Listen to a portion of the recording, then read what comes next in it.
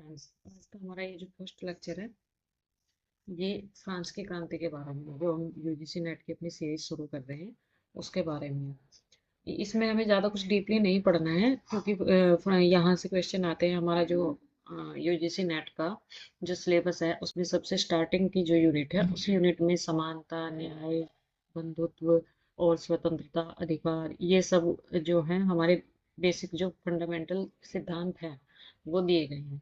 और उन सभी सिद्धांतों का संबंध कहीं ना कहीं फ्रांस की क्रांति से है और जो इंग्लैंड में हुई रक्तहीन क्रांति से है।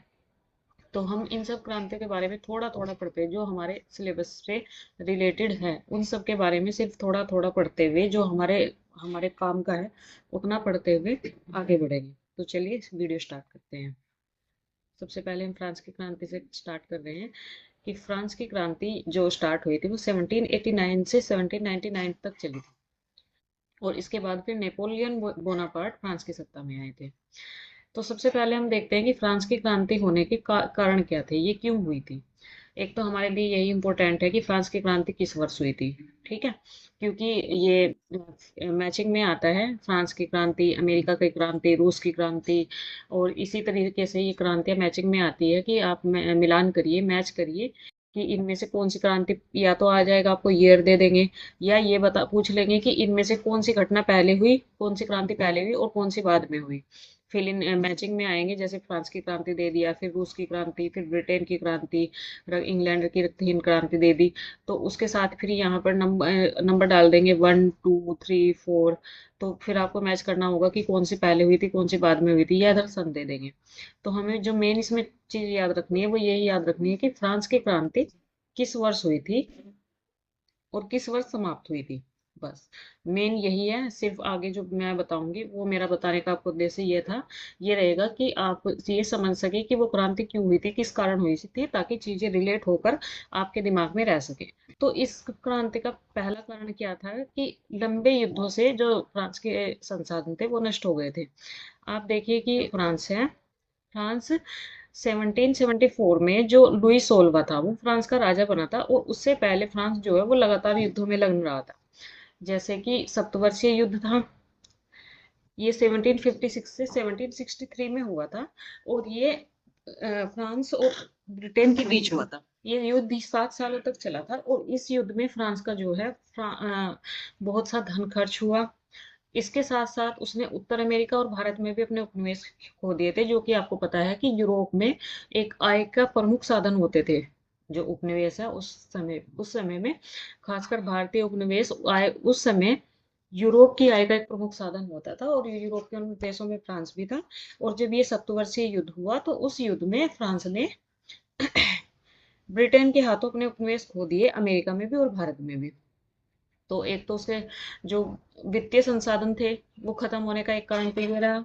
दूसरा, ऑस्ट्रिया का उत्तराधिकार युद्ध। इसमें फ्रांस चाहता था ऑस्ट्रिया पे उत्तराधिकार करना। इस युद्ध में जो फ्रांस है उसके बहुत सारे संसाधन नष्ट हुए, समाप्त हुए, जो कि वहां पर वहां पर धन की कमी हुई, उसका एक प्रमुख कारण था।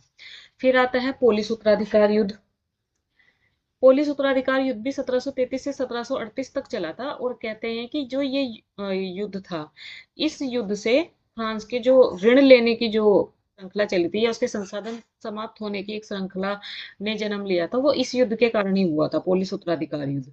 ये कहा जाता है कि इस युद्ध में फ्रांस के संसाधन समाप्त होने शुरू हुए तो फ्रांस ने बाहर से ऋण लेना स्टार्ट किया और उसके बाद फिर ऑस्ट्रिया उत्तराधिकार में उसे धन की जरूरत पड़ी तो उसने बाहर से धन लिया। सप्तवर्षीय युद्ध में धन की जरूरत पड़ी, फिर उसने ऋण लिए। तो इससे क्या हुआ कि जो फ्रांस है, फ्रांस के जितने संसाधन थे वो समाप्त होने शुरू हो गए।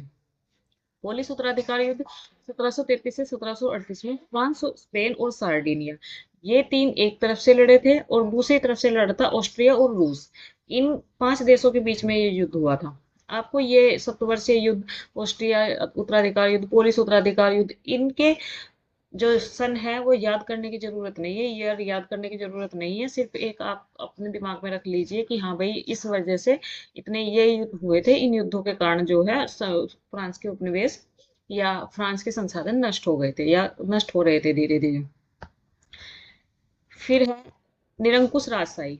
जो फ्रांस है, फ्रांस में उस समय जो राजा था, वो अपने आप को ईश्वर का प्रतिनिधि मानता था। वो कहता था कि मैं ही ईश्वर हूँ। और ये फ्रांस की क्रांति का एक मुख्य कारण था। तीसरा कारण था सामंती व्यवस्था। फ्रांस में उस समय सामंती व्यवस्था थी, जैसे हमारे यहाँ जमींदारी व्यवस्था थी, उस समय फ्रांस में भी सामंती व्यवस्था थी। जो कुलीन होते थे या जमींदार लोग होते थे, कुलीन लोग होते थे, वो जो वहाँ के नीचे वर्ग के या निम्न वर्ग के किसान थे, निम्न वर्ग के लोग थे, मजदूर थे, उनसे बेकार करवाते थे, उनसे कर कर लेते थे, अनाप शनाप कर लगाते थे, कर लेते थे उन लोगों से। तो सामंती व्यवस्था थी वहां पर, जो फ्रांस की क्रांति का एक प्रमुख कारण था। फिर कारण था अमेरिकी स्वतंत्रता संग्राम। ये 1775 से 1783 के बीच में हुआ था। और इसमें जो फ्रांस है, फ्रांस ने जो 1763 में वहां का सप्तवर्षीय युद्ध था, जो उस हार का बदला लेने के लिए फ्रांस इस युद्ध में शामिल हुआ था। ये युद्ध मेन ब्रिटेन और अमेरिका के बीच में हुआ था। ब्रिटेन अमेरिका दो पक्ष थे इसमें। अमेरिका अपने उपनिवेश स्वतंत्र कराना चाहता था ब्रिटेन से, और उन दो देशों के बीच में युद्ध था। इसमें लेकिन फ्रांस ने अमेरिका को सहायता दी। उस समय अमेरिका ने इस युद्ध में अपने 13 उपनिवेश ब्रिटेन से वापस लिए। अमेरिकी स्वतंत्रता संग्राम 1775 से 1783 में तक चला था। और वहां पर 1789 में, जो अमेरिकी स्वतंत्रता संग्राम है, इसके बाद में 1789 में पहली सरकार बनी। और जो फ्रांस था, फ्रांस ने अमेरिका के साथ में 1783 में अमेरिका ने अपने 13 उपनिवेश उससे स्वतंत्र करा लिए थे ब्रिटेन से। तो 1787 में अमेरिका को मान्यता देने वाला फ्रांस पहला देश था। उसने अमेरिका के साथ मैत्री संधि की और वो अमेरिका को मान्यता देने वाला पहला देश बना फ्रांस। इस युद्ध के कारण क्या हुआ कि जो फ्रांस है, फ्रांस पर 10 अरब लिब्रे का कर्ज हो गया। एक तो उसके ऊपर पहले से ही बहुत कर्ज हुआ हुआ कर्ज चढ़ा हुआ था, अन्य देशों का कर्ज चढ़ा हुआ था। लेकिन जब फ्रांस ने लुई सोल्वे के नेतृत्व में अमेरिकी स्वतंत्रता संग्राम में भाग लिया, तो इसका जो प्रभाव था वो क्या हुआ कि फ्रांस पर 10 अरब लिब्रे का और कर्ज हो गया, जिससे कि उसका राजकोष बिल्कुल खाली हो गया। जो रोज का प्रशासन चलाने के लिए वहां पर संसाधन चाहिए थे, वो भी समाप्त हो गए। और जो अंतरराष्ट्रीय बाजार था, जहां से फ्रांस ऋण ले रहा था बार बार, अंतरराष्ट्रीय बाजार में भी फ्रांस की साख गिर गई, क्योंकि उस समय फ्रांस की जो हालत थी बिल्कुल एक ऐसी हो गई कि जैसे बिल्कुल एक दिवालियापन वाली स्थिति पैदा हो गई थी फ्रांस में। और नया कर्ज मिलना मुश्किल हो गया। वही कि जब पिछला कर्ज हमने किसी का नहीं चुराया, तो वो नहीं चुकाया है, तो वो अगला कर्ज देने से भी हमें मना करेगा। वही जो स्थिति वही फ्रांस के साथ हुई। उसके ऊपर पहले से ही ऋणों का बोझ बहुत ज्यादा चढ़ा हुआ था। ऊपर से वो आगे आगे ऋण लेता, तो आगे उसे ऋण मिल नहीं रहे थे। फिर एक कारण हुआ कि इससे क्या हुआ कि इस पर ब्याज का बोझ बढ़ गया। सबसे पहले तो यही था कि उसके ऊपर पहले से ही इतना ज्यादा कर्ज चढ़ा हुआ था। दूसरा क्या हुआ कि जिन सरकार के कर्जदाता थे, उन्होंने कहा कि भाई हमें तो 10% ब्याज के अकॉर्डिंग आप हमारा कर्ज चुकाइए।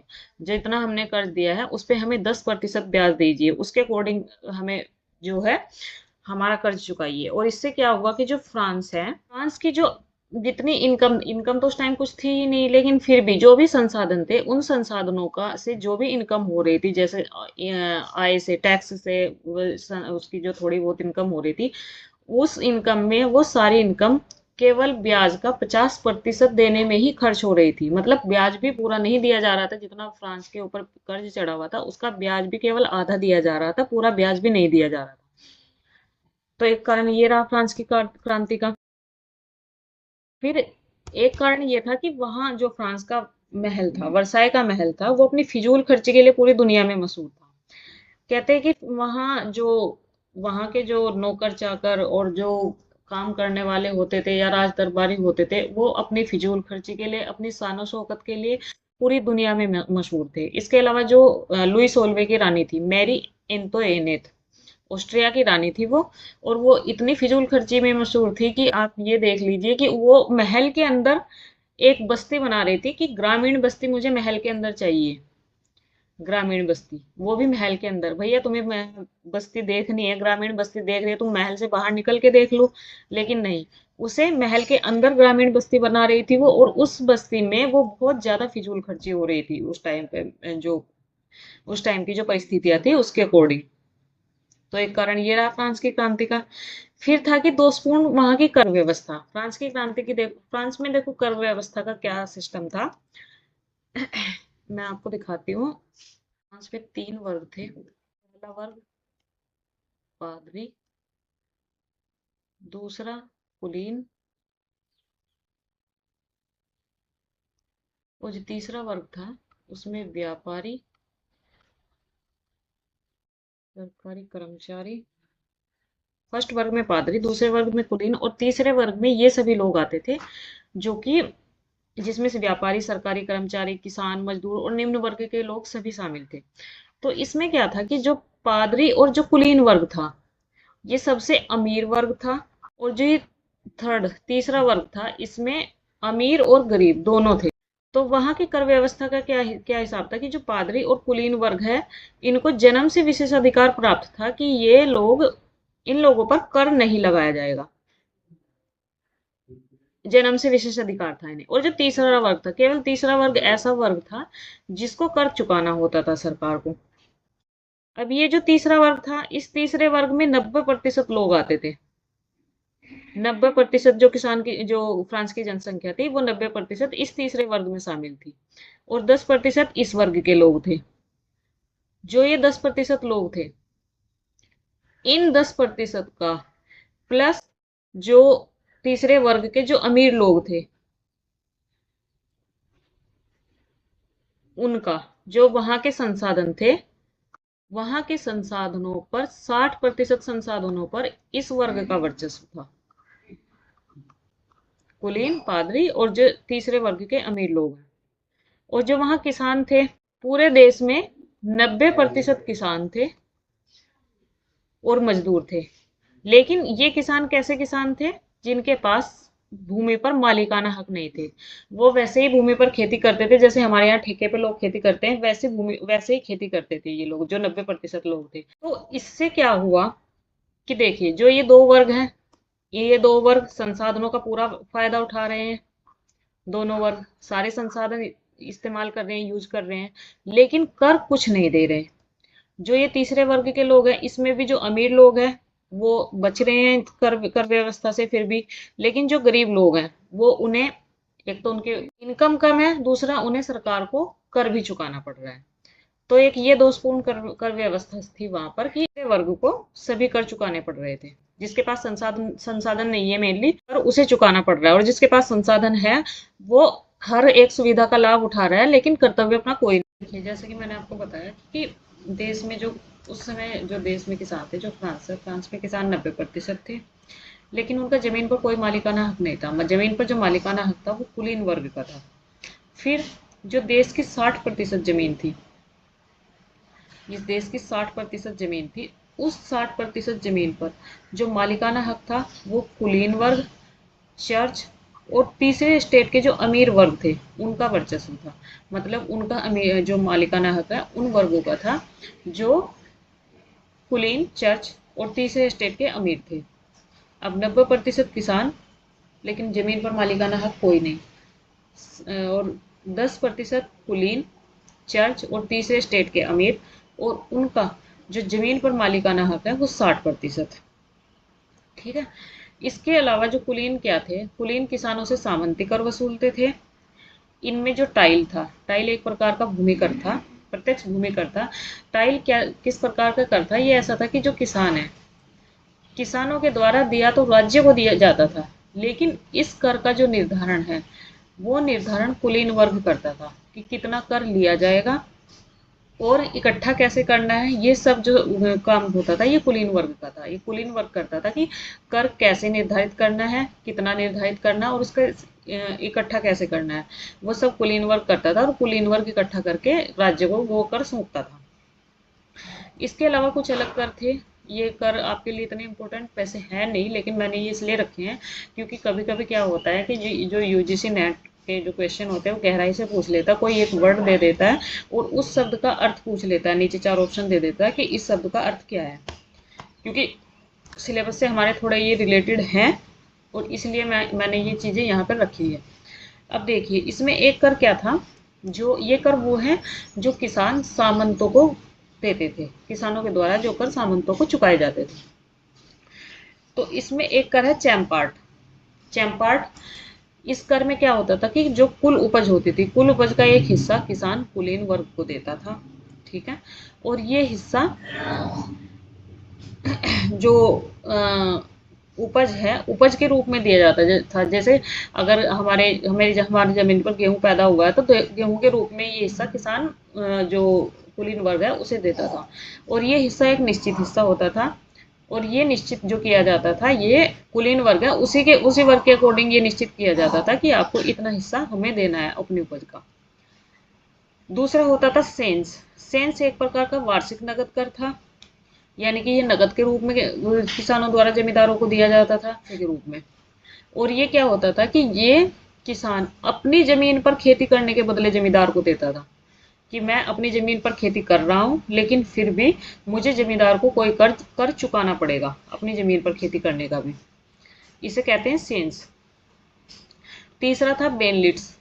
बेनलिट्स कर क्या था कि जैसे देखिए, अगर किसान को अपना कोई काम करना है, जैसे आटा पिसवाना है ना। आटा पिसवाने के लिए आटा चक्की चाहिए। वो आटा चक्की किसके पास होती थी? जमींदार के पास। फिर शराब निकालने के लिए मशीन चाहिए। वो मशीन किसके पास होती थी? जमींदार के पास। पाव रोटी बनाने के लिए तंदूर चाहिए। तंदूर किसके पास होता था? जमींदार के पास। अब जैसे मुझे इनमें से कोई भी चीज़ इस्तेमाल करनी है, कोई भी वस्तु इस्तेमाल करनी है, तो मुझे क्या करना पड़ेगा कि मुझे सिर्फ जो मेरा जमींदार है, ठीक है, मैं उस जमींदार से ही ये सब वस्तुएं ले सकती हूँ, उस जमींदार की वस्तुएं ही ये सब उपयोग कर सकती हूँ, किसी और जमींदार की नहीं। ये होता था बेनलिट्स। और इन वस्तुओं पर जो जमींदार होते थे, जमींदार इन वस्तुओं पर बहुत भारी शुल्क लगाते थे। मतलब उससे पैसा बहुत ज्यादा वसूलते थे सामान्य वर्ग से या किसान वर्ग से। तीसरा एक और कर था कोरवी। कोरवी बेगार मुफ्त श्रम था। ठीक है, ये बेगार था या मुफ्त श्रम था। जैसे हमारे यहाँ नॉर्मल भाषा में कह देते बगार करना। ठीक है, वही था, ये बेगार था या मुफ्त श्रम था, जिसमें जो किसान थे वो किसान मुफ्त में मालिकों के खेतों पर काम करते थे। फिर ये शिकार की व्यवस्था थी वहां पे। शिकार की व्यवस्था में क्या होता था कि जो कुलीन वर्ग है, जैसे किसानों की फसलें खड़ी हुई हैं, तैयार फसल है, कुलीन वर्ग क्या होते थे, वो लोग शिकार करने जब जाते थे तो वो ये नहीं देखते थे कि खेत में किसान की फसल है या क्या है, पूरे साल की मेहनत है, वो कुछ नहीं देखते थे। वो पूरी फसल को रोंदते हुए शिकार करते थे। ठीक है। और किसान क्या करता था, उन्हें मना करने का भी अधिकार नहीं था कि भाई आप हमारे खेत से आप मत निकले या आप एक तरफ से होके चले जाइए। किसान को ये सब कहने का अधिकार भी नहीं था। फिर एक जो गैबल नाम का एक कर था, ये नमक कर था, जो भारत में भी ब्रिटिश द्वारा लगाया गया था, जिसके लिए गांधी जी ने दांडी मार्च किया था। वैसा ही एक नमक कर फ्रांस में भी उस समय प्रचलित था। और ये कर जो था, ये सामान्य वर्ग को देना पड़ता था। सामान्य वर्ग को अनिवार्य रूप से ये कर देना पड़ता था, गैबल कर।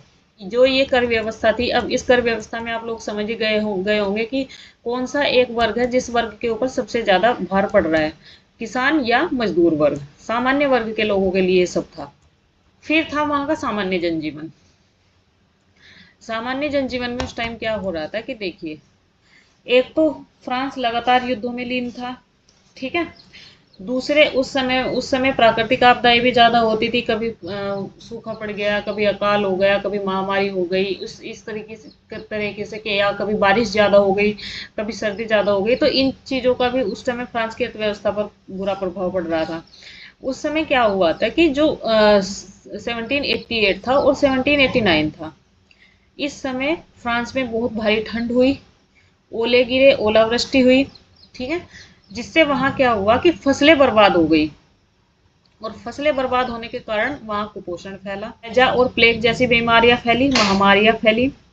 और इन फसलों के बर्बाद होने का जो फायदा था वो कौन उठा रहे थे? वो कुलीन वर्ग के लोग उठा रहे थे, जिन लोगों के पास अनाज के भंडार थे, जिन जिन लोगों के पास अनाज के भंडार थे, वो लोग इसका फायदा ज्यादा उठा रहे थे। वो क्या कर रहे थे कि अनाज से जो वो पाव रोटी बना रहे थे, वहां पर फ्रांस का उस समय मुख्य खाद्य था पाव रोटी। तो उन्होंने क्या किया, उन्होंने जब देखा कि भाई खराब फसलें हो गई है, लोगों को खाने मतलब पाव रोटी का संकट खड़ा हो गया, तो उन्होंने पाव रोटी की कीमतों में भी बढ़ोतरी करनी शुरू कर दी। तो एक संकट ये था सामान्य जनजीवन का। दूसरा वहां क्या था कि कर की दोहरी मार थी। कर के बारे में क्या था कि एक टाइल नाम का कर तो वो जमींदार वर्ग को दे ही रहे थे, लेकिन एक टाइद नाम का कर होता था जो कि सामान्य वर्ग को, चर्च को चुकाना पड़ता था।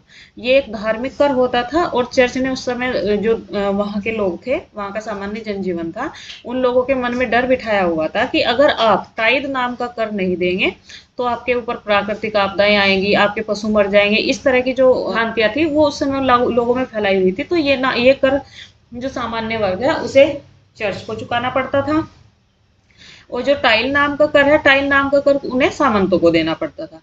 अब जो सामान्य वर्ग था वहां पर उस बेचारे पर तो कर की दोहरी मार हो गई कि भाई हम राजा को भी कर दे रहे हैं, चर्च को भी कर दे रहे हैं, इनकम हमारी है नहीं, फसलें हमारी खराब हो गई हैं, युद्ध लगातार हो रहे हैं, इसके कारण आय नहीं बढ़ रही है, रोटी की कीमतों में लगातार वृद्धि हो रही है, बीमारियां फैल रही है। इसके साथ साथ जो वहाँ का मजदूर वर्ग था जो कारखानों में काम करते थे, वहां पर जो कारखानों के मालिक होते थे वो मजदूरों से काम तो ज्यादा लेते थे लेकिन उन्हें मजदूरी कम देते थे। अब एक संकट ये भी हो गया, और उस समय वहां के लोगों की मजदूरी इतनी कम थी, वहां पर जो लोग थे वो अपने खाने तक का भी, अपनी अपनी डेली की इनकम से अपनी रोटी तक का भी खर्च पूरा नहीं उठा पा रहे थे। इतनी कम वहां के लोगों की इनकम थी। अब एक वर्ग पर इतना ज्यादा भार पड़ रहा है कि आपको कर भी दो जगह चुकाने पड़ रहे हैं, लगातार देश में युद्ध हो रहे हैं, फसलें खराब हो रही हैं, बीमारियां फैल रही हैं, कुपोषण है, ठीक है, ठंड है, ओलावृष्टि है, रोटी की कीमतों में भी एक वर्ग ने वृद्धि कर दी है, बढ़ा दी है। और इन सब को देखते हुए क्या हो रहा है कि जो राजा है वो राजगद्दी पर बैठा है, रोज राजा सोया हुआ है, उसे कुछ नहीं पता कि भाई जनता क्या कर रही है, क्या नहीं, जनता में क्या हो रहा है, उसे इन चीजों से कोई मतलब नहीं है। तो इस इन सब चीजों से, ये सब चीजें काफी हैं किसी भी वर्ग में रोष फैलाने के लिए या फिर क्रांति लाने के लिए। इतना जो है वो सब काफी है। और इसी में ही एक आगे हम और देखेंगे मध्यम वर्ग का उदय, वो हम कल की वीडियो में लेंगे, क्योंकि आज अगर मैं करूंगी तो लेक्चर ज्यादा लंबा हो जाएगा। और मैं अभी चाह रही हूँ कि आपको छोटी छोटी क्लिप में चीजें समझानी शुरू करूँ। ये सब चीजें थी जो वहाँ के जो सामान्य जनजीवन था, जो सामान्य लोग थे, उसमें रोष फैलाने के लिए इतनी चीजें काफी थी। बाकी हम कल के पार्ट में देखेंगे। आपको वीडियो कैसी लगी जरूर बताइएगा। Thank you.